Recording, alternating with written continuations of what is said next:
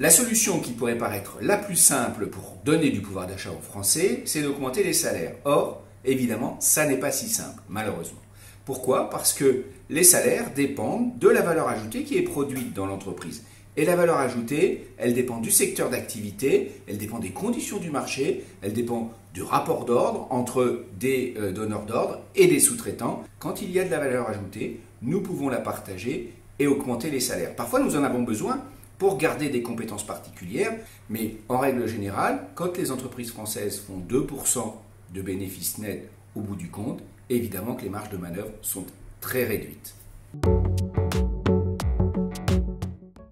Il y a deux conséquences à l'augmentation des salaires dans l'entreprise s'il n'y a pas de valeur ajoutée suffisante pour pouvoir les absorber. C'est évidemment l'augmentation des prix ou des services produits par l'entreprise, et donc c'est l'élévation du prix de vente pour les consommateurs derrière. Et tout ça, ça entraîne une inflation par les coûts.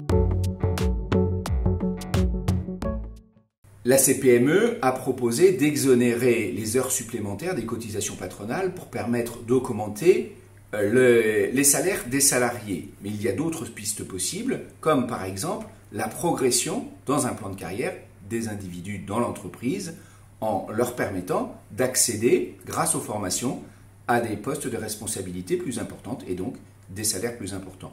Il faut utiliser ces leviers-là dans l'entreprise pour répondre à cette question du pouvoir d'achat.